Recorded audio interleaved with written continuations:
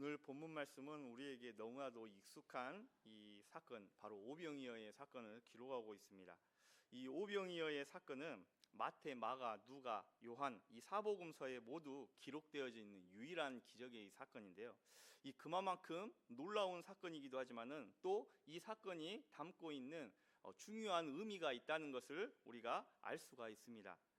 우리는 이미 이 사건에 대해서 너무 많이 듣고 또 많이 읽고 그 내용에 대해서 잘 알고 있습니다. 하지만 오늘 본문을 우리가 이해할 때에 중요하고 또 놓치지 않아야 될 부분이 있는데, 그것은 무엇이냐면 바로 이 사건이 무엇을 우리에게 말씀하고 있는가, 즉 이 사건이 담고 있는 의미가 무엇인가에 대해서 우리가 깊게 생각을 해봐야 됩니다. 요한복음에서 이 오병이어 사건은 네 번째 표적입니다. 순서적으로 보자면요, 표적은 표지판과 같다 이렇게 말씀을 드렸는데, 이 표지판 자체가 의미가 있는 것이 아니라 바로 이 표적이, 즉 표지판이 가리키는 이 실체가 중요한 것이라고 우리가 잘 알고 있습니다. 그러므로 이 사건이 가리키는 것, 즉 곧 이 표적이 의미한 바가, 우리에게 말씀하고 있는 바가 무엇인가, 이것을 우리가 한번 살펴보는 것이 핵심이라고 할 수가 있는데요. 이 오병이어 사건, 이 사건을 바르게 우리가 해석하고 또 의미를 살펴보는 데 있어서 아주 중요한, 오늘 본문 가운데에 중요한 한 구절의 말씀이 있습니다. 바로 이 4절 말씀인데요. 이 4절 말씀을 우리가 함께 읽도록 하겠습니다. 4절입니다. 마침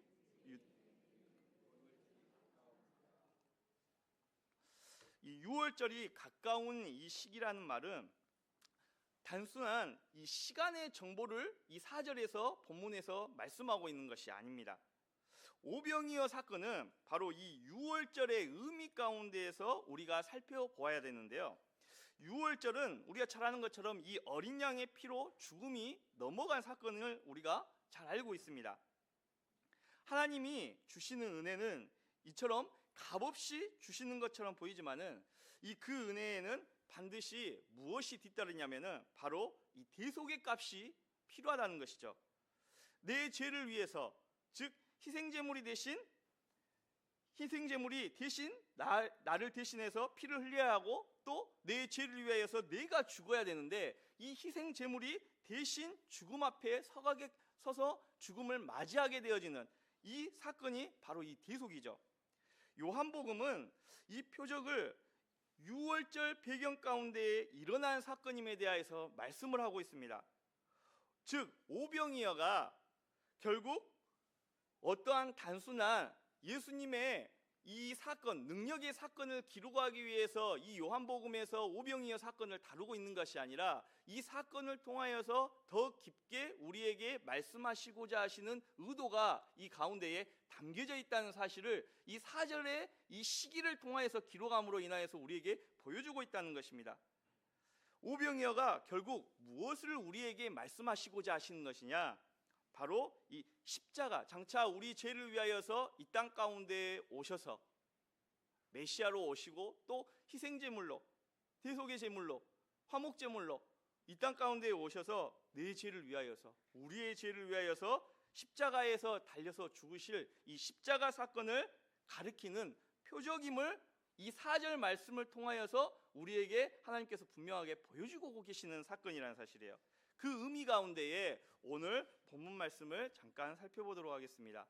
1절과 2절 말씀을 보게 되면, 그 후에 예수께서 디베랴의 갈릴리 바다 건너편으로 가심에 큰 무리가 따르니 이는 병자들에게 행하신 표적을 보았음이러라 라고 말씀합니다. 예수님께서는 지금 갈릴리 바다 이 건너편, 곧 갈릴리 호수 이 동편으로 이동을 하십니다. 그런데 그때에 오늘 말씀에 보니까 많은 사람들, 많은 무리들이 예수님을 따랐다라고 말씀합니다. 이유도 역시 기록이 되어져 있는데, 그 이유는 병자들에게 행하신 이 표적을 보고 예수님을 따랐다고 그 이유에 대하여서 설명을 합니다.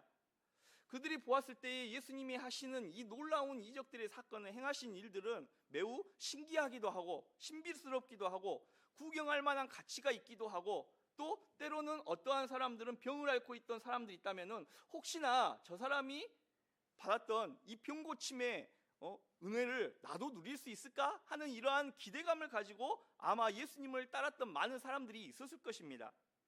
그런데 여기에서 우리가 이 1절을 시작함에 있어서 그 후에라는 이 단어에 우리가 좀 표현을 주의 깊게 볼 필요가 있는데요. 그 후에는 단순한 이 시간적 표현이 아니라는 사실에 대해서 오늘 우리가 한번 살펴봐야 됩니다. 오늘 본문 내용과 앞선 5장의 내용 가운데에 이 그 후에라는 이 표현이 바로 큰 이런 역할을 하고 있는 이 표현인데, 이 구원의 흐름을 잇는 마치 연결고리와 같은 역할을 하고 있습니다. 앞선 요한복음 5장에서 보게 되면 예수님께서는 예수님 자신이 누구이신지, 또 아버지와 하나로 예수님이 일하시는 아들이심에 대하여서 예수님의 정체성을 이제 본격적으로 구체적으로 밝히셨었습니다.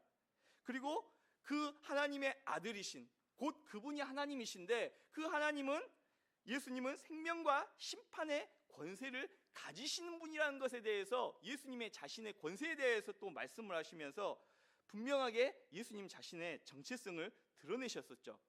그런데 이 말씀을 받은 많은 유대인들과 또 종교 지도자들이 그 예수님의 직접적으로 예수님이 자신을 계시하셨기 때문에 예수님이 바로 구약에서 약속하신 메시아이시구나, 곧 메시아이시기 때문에 이분이 곧 하나님이시구나, 이렇게 예수님을 믿고 따랐으면 좋았을 법했는데, 오히려 그 예수님의 말씀에 반감을 갖고 도리어 예수님을 죽이고자 하는 이 상황에까지, 아주 위기의 상황까지 직면하게 되어지는 이런 안타까운 상황이 5장에서 기록되어져 있습니다. 진리의 빛 대신 예수님께서 밝게 진리의 빛을 비추셨음에도 불구하고 이 죄로 말미암아 어둠 가운데에 있는 이 종교 지도자들과 많은 유대인들이 이 빛 되시는 예수님을 거부하고 거절했다는 것이죠. 그럼에도 그 가운데에서 진리의 빛 되신 예수님이 더 선명하게 5장에서는 밝히 드러나는 사건이 5장에 기록이 되어져 있습니다. 그리고 그 후에 오늘 우리가 보았던 1절, 본문 말씀인 1절에서는 그 후에라고 하반 말씀 가운데 등장하는 것이죠. 그러면서 1절 하반절에서 예수님은 건너편으로 가셨다라고 말씀합니다. 성경에서 기록된 이 예수님의 발걸음, 이 발걸음, 즉 이동, 예수님의 이동 경로는 무의미한 이동, 즉 예수님의 무의미한 발걸음이 하나도 없음을 우리가 알 수가 있습니다. 예수님께서 이동하실 때에는, 어디엔가에 장소를 옮기실 때에는, 발걸음을 옮기셨을 때는 분명한 목적을 가지시고 이동을 하신다는 것이죠. 즉 즉흥적이거나 아무런 계획 없이 움직이시는 것이 아니라 철저하게 이 하나님의 계획하심 가운데에서 예수님께서 이동하신다는 사실입니다. 5장에서의 이 배경은, 마지막 배경은 예루살렘이었습니다. 성전이었습니다. 그런데 이 오늘 본 말씀에 보게 되면 이 성전에서 옮겨서 예수님께서 지금 갈릴리 동편 바다 건너편으로 지금 이동을 하고 계시는 것이죠. 오늘 1절에 기록된 건너가심 또한 마찬가지입니다. 우연한 예수님의 무의미한 이러한 행동, 이동 경로가 아니라 철저하게 이 하나님의 구원의 계획 안에서 택하신 백성들을 구원하시기 위해서 필요한 자리로 지금 들어가고 계시는 의도적인 발걸음인 것입니다. 이처럼 하나님의 은혜는 내가 가는 것이 아니라 성경에서는 끊임없이 반복적으로 우리에게 말씀을 하세요. 우리가 하나님 앞에 먼저 다가가는 것이 아니라 하나님께서 우리에게 찾아오시는 것이죠. 오늘 본문 말씀도 마찬가지입니다. 많은 허다한 무리가 있었지만은 그 모든 허다한 무리들이, 많은 무리들이 하나님의 택함을 받은 사람들은 아니었었습니다. 하지만 그 가운데서 분명하게 하나님께서 구원하시고자 하시는, 또 그것 가운데서 예수님께서 행하시고자 하시는 그 일들이 있었기 때문에, 구원의 계획의 일들이 있었기 때문에 오늘 본문에서는 지금 예수님께서 자리를 이동하셔서 예수님의 발걸음이 오심으로, 가심으로 지금 시작되어지고 있다는 사실입니다. 갈릴리 바다 건너편으로 이동하시는 예수님을 따라서 큰 무리가 예수님을 따라 나섭니다. 이유는 앞서서 드렸던 것처럼 예수님께서 병자들에게 행하신 표적을 보았기 때문입니다. 이때 예수님은 산에 올라 제자들과 함께 앉으십니다. 그리고 앉아 계신 예수님을 향해서 큰 무리들이 계속해서 예수님 앞에 오는 것을 예수님이 보십니다. 그때에 예수님께서 이 모습을 광경을 보시고 5절 말씀을 보게 되면 한 사람을 지목해서 질문을 하십니다. 그 사람이 누구입니까? 바로 빌립이죠. 우리가 어디서 떡을 사서 이 사람들을 먹일 수 있겠냐? 예수님께서 빌립을 향하여서 질문을 하세요. 왜 빌립에게 이런 질문을 하셨을까요? 6절 말씀이 이에 대하여서 해설해서 말씀을 해주십니다. 이렇게 말씀하심은 친히 어떻게 하실지를 아시고 빌립을 시험하고자 하심이라 하고 말씀합니다.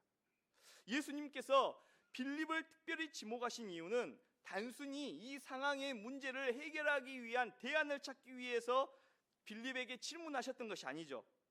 6절 말씀에서와 같이 그의 믿음을 시험하시기 위함이었습니다. 당시에 이 랍비들, 즉 선생들은 제자들의 이 이해와 믿음을 점검하기 위해서 의도적으로 자주 질문을 던지곤 했습니다. 빌립에게 주어진 이 질문은 단순한 이 계산의 문제가 아니라 예수님의 능력을 그가 얼마만큼 신뢰하는가, 예수님을 주로서 메시아로서 곧 하나님의 아들 하나님으로서 얼마만큼 신뢰하고 있는가, 그의 믿음을 시험해 보신 것입니다. 그러나 빌립은 지금 이 예수님의 질문의 의도를 올바르게 깨닫지 못했습니다.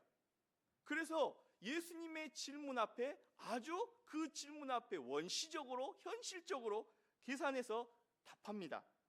그래서 그가 예수님께 답했던 내용이 7절 말씀이죠. 7절 말씀 함께 읽어보도록 하겠습니다.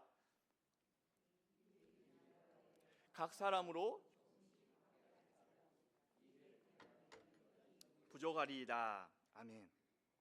빌립은 많은 군중에게 음식을 나누어 주려면 엄청난 이 비용이 든다는 이 현실만을 지금 예수님 앞에 강조하면서 답합니다. 결국 이 돈을 가지고는 지금 이 상황 가지고는 이 사람들을 도저히 먹일 수 있는 방법이 없다는 것이죠. 그러니까 예수님, 그냥 여기에 있는 사람들 다 해상시키는 것이, 이 사람들 그냥 여기서 예수님 곁에서 물리는 것이 현실적인 가장 이상적인 방법입니다. 이렇게 생각하고 답을 한 것입니다. 빌립의 대답은 우리가 보았을 때 지금 현실적으로 성경을 받아들이고 그 말씀대로 우리가 묵상하면서 살아가고 있는, 지금 이 시대에 살아가고 있는 저와 여러분들에게는 매우 부정적인 답변처럼, 이 녀석은 정말 믿음이 없는 녀석이네, 이렇게 생각하는 답변일지 모르겠지만은 당시에 그 상황에 놓고 보자면은 매우 지극히 현실적이고 타당해 보이는 답변을 지금 예수님 앞에 드린 거예요. 실제로 지금 예수님을 제외하고 상황만 놓고 보자면은 실제로 이 문제를 해결할 길이 없습니다. 그런데 예수님께서는 이 현 상황에 대한 이 빌립의 생각과 답을 6절에서 밝히듯이 이미 알고 계셨습니다. 어떻게 대답할지 이미 알고 계셨다는 거예요. 그럼에도 예수님께서 질문하신 이유는 제자들에게 특별한 깨달음을 주시기 위함이었습니다. 여기에서 시험은 나쁜 의미로서 그들의 믿음 없음을, 제자들의 믿음 없음을 정죄하거나 또 예수님께서 그들을 곤란에 빠뜨리기 위해서 한 질문이 아니었습니다. 지금 상황에 있어서 제자들의 마음이, 생각이 무엇을 기준으로 삼고 있는지, 또 무엇을 그들이 의지하고 있는가, 그 현실을 낱낱이 드러내기 위한 시험이었던 것이죠. 빌립의 이 말이 끝나기 무섭게 이번에는 9절에서 안드레가 빌립의 답에 한마디 더 거듭니다. 한 아이가 보리떡 5개와 물고기 2마리를 가지고 있습니다. 그런데 이것이 이 많은 사람들에게 얼마나 도움이 되겠습니까? 우리말로 말하자면은 이런 의미죠. 지금 이것 가지고 지금 누구 코에나 붙일 수 있겠습니까? 이런 지금 답을 예수님 앞에 드린 거예요. 안드레의 말도 지금 지극히 현실적인 답변입니다. 그런데 왜 이 제자들의 모든 생각들과 믿음의 현실들, 마음의 상태, 이 모든 것들 다 아시고 계셨던 예수님께서 굳이 이 질문을 하셨을까요? 비록 온전한 믿음은 아니었지만은 이 안드레는 이미 예수님의 기적을 본 사람이었습니다. 그래서 혹시나 하는 마음으로 그 작은 것을 지금 주님께 가져옵니다. 한 아이로부터 받은 음식, 본문은 이것을 보리떡과 또 물고기 2마리라고 말하고 기록하고 있는데, 보리떡 5개와 이 물고기 2마리를 예수님 앞에 가져옵니다. 보리떡은 당시 흔하게 일반 아주 가난한 이 서민들이 먹을 수 있는 그러한 떡이었습니다. 소박한 떡, 또 가난한 사람들이 먹던 떡, 그러한 떡이었죠. 예수님께 올라온 것은, 예수님께 바쳐진 것은 거창한 음식이 아니었습니다. 작은 아이의 한 끼 먹을 만한 이런 도시락이었던 것이죠. 그리고 예수님 앞에 이 흔하고 보잘것없는 보리떡 5개와 물고기 2마리가 드려지고 놓여지게 되어집니다. 그 순간 예수님은 무리를 앉히라고 제자들에게 명하십니다. 그리고 예수님 앞에 앉아있는 사람의 수는 10절에서 이렇게 이야기하고 있습니다. 그 수가 5,000명쯤 되었더라 라고 말합니다. 요한복음에서는 이 숫자를 단순히 5,000명이라고 기록을 하고 있습니다. 하지만 마가복음과 이 누가복음을 보게 되어지면은 남자의 수가 5,000명이었다고 증거를 합니다. 즉 우리가 유대인의 이 계산에 있어서 사람의 수를, 인원을 체크할 때에, 수를 계수할 때에 여인들과 노인들과 또 아이들은 그 수에 포함시키지 않는 것을 우리가 잘 알고 있잖아요. 인 것처럼 지금 남자 장정 수만 5,000명쯤 되었다는 거예요. 그러니까 이 여인들, 노약자들, 어린이들 합치면은 대략 10,000명에서 15,000명 정도는 되었을 것이다 라고 성경학자들이 그렇게 이야기를 합니다. 정확한 몇 명이 모여 있었는지 정확하게 우리가 산술적으로는 이야기는 할 수는 없지만은 5,000명보다는 훨씬 많은 인원이 모여 있었다는 것이죠. 그렇게 11절에서 예수님은 이 보리떡 5개와 물고기 2마리를 받아서 드시고 축사한 후에 사람들에게, 그곳에 모인 사람들에게, 무리에게 직접 나눠주셨다라고 성경은 말씀합니다. 그리고 우리가 잘 알고 있듯이 그곳에 모인 사람들이 배부르게 먹게 되어지는 믿을 수 없는 광경이 펼쳐지게 되어집니다. 다른 복음서는 그냥 배불리 먹었다라는 이런 표현으로만 기록이 되어집니다. 배부르게 먹었다는 사실을 강조하지만은 이 요한복음에서는 배불리 먹었다는 표현에 앞서서 무엇라고 표현을 하고 있냐면은 원대로 먹었다라고 기록이 되어져 있습니다. 그러니까 사람들이 원하는 만큼 먹을 수 있었다는 것이죠. 우리는 흔히 내가 진짜 원대로 원 없이 좀 먹어봤으면 좋겠다. 우리 예전에 어르신들 보릿고개 시절에 이제 보리밥 좀, 쌀밥은커녕 보리밥이라도 원 없이 좀 먹어봤으면 좋겠다, 이렇게 표현들을 많이 하셨잖아요. 그런 것처럼 지금 이 시대에, 지금 이 상황에서 많은 무리들이 이 보리떡 5개와 물고기 2마리를 가지고 축사하신 예수님의 이 놀라운 능력을 통하여서 원 없이 먹게 되어진, 또 더 나아가서 배불리 먹게 되어지는 이러한 은혜를 체험하게 되어졌다는 사실입니다. 여러분, 이 갈릴리 백성들은 매우 가난하고 또 어려운 이런 민족의 동네의 사람들이었습니다. 그곳에는 항상 이 서러움이 있었습니다.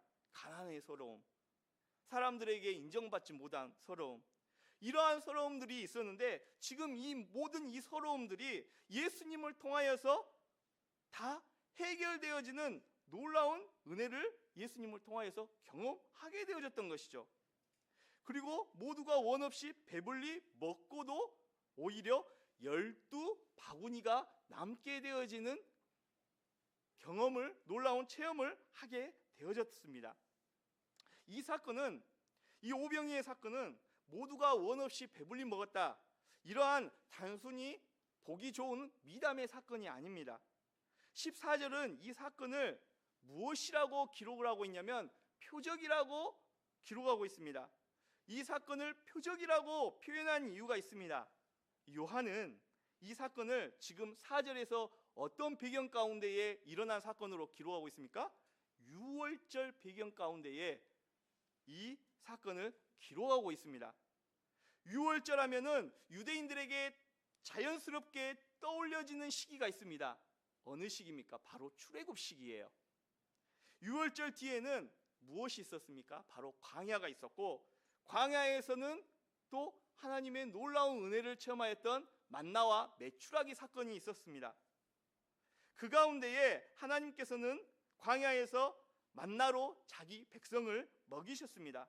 하지만은 이 만나에는 하나님께서 계획해 두신 숨은 뜻이 있었습니다. 이 만나에는 한계가 있었어요. 만나는 이 하루하루 하나님이 공급해 주시는 은혜에 따라서 생명을 연장할 수가 있었습니다. 하지만은 결국에는 이 만나를 먹은 사람들도 죽음을 맞이하였습니다. 죽음을 넘어갈 수가 없었다는 거예요. 배는 찾지만은, 육신의 배는 찾지만은 결국에는 죽음의 이 기로에서는 피해갈 수가 없었다는 것입니다. 그런데 지금 예수님께서는 유월절이 가까운 이때에 떡을 나눠주시면서 6장에 기록된 말씀을 통하여서 우리에게 더 깊은 것을 보여주시고 계십니다. 이 기적을 보고 사람들의 반응이 어땠습니까? 14절과 15절에 보게 되면은 예수님을 향해서 참으로 오실 선지자다 환호하면서 예수님을 억지로 붙들어서 자신들의 임금으로 삼고자 했습니다. 여기에서 그 선지자는 이 신명기 18장에서 말씀하고 있는 모세와 같은 이 선지자에 대한 기대를 담고 지금 이렇게 그들이 고백하고 있는 거예요. 유대인들은 이 로마의 압제에서 자신들을 구해줄 정치적 메시아를 기다리고 있었습니다. 병도 고치고 또 먹을 문제도 해결해 주니까 와, 이분이 진짜 우리가 기다리던 분인가? 라는 이러한 생각을 했던 것이죠, 무리들이요. 그래서 예수님을 왕으로 앞세우고자 했던 것입니다. 그런데 예수님께서는 그들을 떠나서 혼자 산으로 가셨다고 말씀합니다. 왜 이렇게 예수님께서 발걸음을 옮기셨을까요? 주님의 관심과 사람들의 관심, 예수님께서는 지금 이 사건을 통하여서 예수님이 누구이신가에 대하여서 분명한 의도를 가지고 이 표적을 행하시면서 예수님을 믿고 따르기를 바라보기를 바랬는데, 지금 이 표적을 보고도 여전히 많은 무리들은 예수님을 온전히 그 의도를 깨닫지 못하고 바라보지 않았다는 것입니다. 주님의 관심과 사람들의 관심이 달랐습니다. 사람들이 원하는 왕은 빵을 계속 주는 왕입니다. 그러나 예수님은 빵 문제를 해결하기 위해서 오신 분이 아니라는 것이죠. 예수님께서는 우리에게 무엇을 주시기 위해 이 땅에 오셨는가? 바로 자신의 생명을 주시기 위해 이 땅에 오셨습니다. 그래서 예수님은 이후 본문 이 후에 35절의 말씀을 보게 되어지면은 예수님 자신을 가리켜서 하늘에서 내려온 생명의 떡이라고 말씀하시는 것입니다. 그리고 53절에서는 예수님의 살과 피를 먹고 마셔야 생명이 있다는 더 충격적인 말씀을 하십니다. 이것은 지금 무엇을 의미하는 것인가? 유월절 어린 양의 피로 죽음이 넘어갔듯이 참된 어린 양이신 예수님께서 십자가에서 살이 찢기고 피를 흘리심으로 우리에게 생명이 주어진다는 사실을 오늘 이 오병이어를 통하여서 미리 보여주시고 계시는 것입니다. 그래서 오병이어는 이 기적의 감동의 이야기를 하고 있는 사건이 그러한 사건이 아닙니다. 단순히 예수님은 이러한 능력을 가지신 분이야 라고 우리에게 보여주시는 사건도 아닙니다. 표적은 늘 우리를 질문 앞에 세웁니다. 그것을 잘 보여주고 있는 말씀이 바로 26절 말씀이에요. 너희가 나를 찾는 것은 표적을 본 까닭이 아니요 떡을 먹고 배부른 까닭이로다. 오늘 우리는 이 말씀 앞에 우리 자신을 돌아봐야 됩니다. 우리는 왜 예수님을 믿고 따르고 있습니까? 마치 많은 무리들처럼 내 인생에 있어서 해결되어지지 않았던 문제들, 어려움들, 또 마음에 짐들이 있었는데 어느 순간에 기도하고 나오다 보니까 예수님을 알고 또 예수님을 믿고 기도하다 보니까 예수님께서 이 문제들을 깔끔하게 해결해 주셨습니다. 그때부터 예수님은 참 이러한 분이시구나 하면서 혹시나 마치 이 많은 허다한 무리들처럼 먹고 배부른 까닭에 우리가 예수님을 따르고 있지는 않습니까? 많은 무리들처럼 표적을 본 이후에 우리가 그 표적에 따라서 우리가 예수님을 따르고 있지는 않습니까? 주님을 따르면은 만사형통하고 부귀영화하고 무병장수하고 이러한 세상이 주는 빵, 떡과 같은 것을 위한 것이라면 오늘 우리는 우리의 믿음을 점검해 봐야 됩니다. 예수님께서는 우리에게 생명을 주시기 위해 이 땅 가운데 오셨고 또 죄인들을 위하여서 대속물이 되심으로 십자가 위에서 자신의 살이 뜯기시고 피를 쏟아내심으로 우리의 구원을 이루어 주시고 허락하셨습니다. 예수님이 주실 수 있는 은혜가, 오직 예수님만이 주실 수 있는 은혜가 무엇입니까? 그것은 단지 오늘 우리의 결핍을 메워주는 은혜가 아닙니다. 우리가 진짜로 해결할 수 없는 결핍, 죄의 결핍, 하나님 앞에서의 빚, 심판의 문제, 죽음의 문제, 이 모든 문제를 예수님께서 십자가에서 자신의 이 생명을 내어 주심으로 말미암아 우리에게 해결해 주시는 은혜를 입은 자들이 바로 저와 여러분이라는 사실입니다. 그 은혜는요, 사람의 친절로는 안 됩니다. 또 제도의 도움으로도 해결될 수 있는 문제가 아닙니다. 내 결심과 의지와 결단으로 또 해결될 수 있는 문제도 아닙니다. 오직 이 문제, 죄의 문제는, 구원의 문제는 누구만이 해결해 주실 수 있느냐? 바로 유월절 어린 양 대신 예수 그리스도만이 해결해 주실 수 있는 은혜라는 사실입니다. 왜냐하면 이 은혜는 결국 대속의 문제이기 때문에 그렇습니다. 누군가 내 자리에 서야 하고, 누군가 내 값을, 죄의 값을 치러야 하고, 누군가 내 죽음을 대신 짊어져야 됩니다. 그분이 누구이십니까? 바로 예수님이십니다. 사랑하는 여러분, 오직 예수님만이 주실 수 있는 은혜가 바로 이것입니다. 그 은혜는 내가 조금 나아지는 것이 아니라 예수님의 생명을 통하여서 내가 완전히 다른 사람이 되어진 것입니다. 그 은혜는 내 사정이 잠깐 개선되는 것이 아니라 내 죄가 완전하게 예수님을 통하여서 깨끗하게 용서함 받은 것입니다. 그 은혜는 내 삶이 편해지는 것이 아니라 내가 죽음에서 생명으로 옮겨진 것입니다. 그리고 그 길은 어디에서 예수님께서 이루셨느냐? 십자가 위에서 이루셨다는 사실입니다. 그러니 오늘 본문 앞에서 우리는 이처럼 고백해야 될 것입니다. 주님은 내 죄를 대신해서 지신 나의 진정한 영원한 왕이십니다.